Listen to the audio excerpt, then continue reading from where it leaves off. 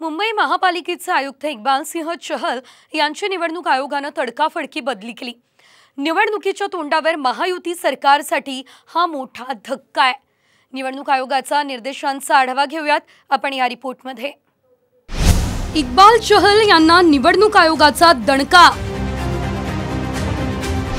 मुंबई महापालिकेच्या आयुक्त पदावरून उचलबांगडी।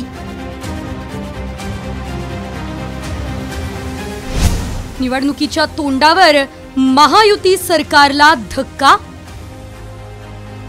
मुंबई महापालिकेचे आयुक्त इक्बाल सिंह चहल यांची अखेर निवडणूक आयोगाने उचलबांगडी केली आहे। लोकसभा निवडणुकीच्या पार्श्वभूमीवर निवडणूक आयोगाने 3 वर्ष किंवा त्याहून अधिक काळ एकाच पदावर कार्यरत महापालिका आयुक्त, अतिरिक्त आयुक्तांच्या बदल्यांचे निर्देश दिले होते। इक्बाल सिंह चहल हे 3 वर्षांपेक्षा जास्त काळ मुंबई महापालिकेच्या आयुक्तपदी आहे।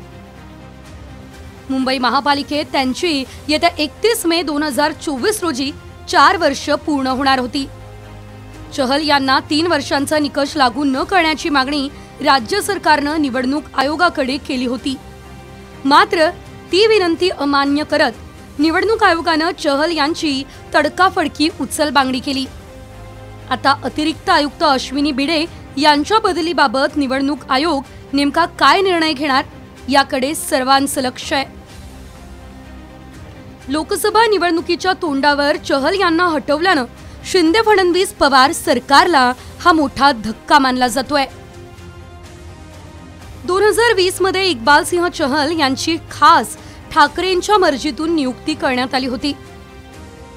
ठाकरे सरकार कोसळल्यानंतर शिंदे फडणवीस यांचं मन सांभाळून आयुक्त पदावर ते कायम राहिले।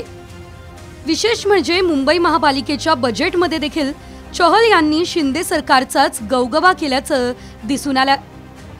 म्हणूनच चहल यांची बदली महायुतीसाठी मोठा धक्का असल्याचं मानलं जातंय।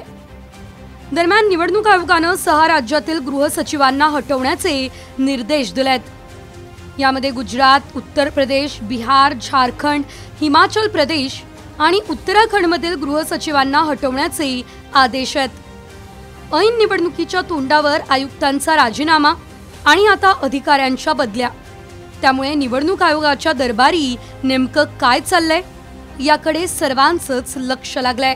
ब्युरो रिपोर्ट, साम टीव्ही न्यूज।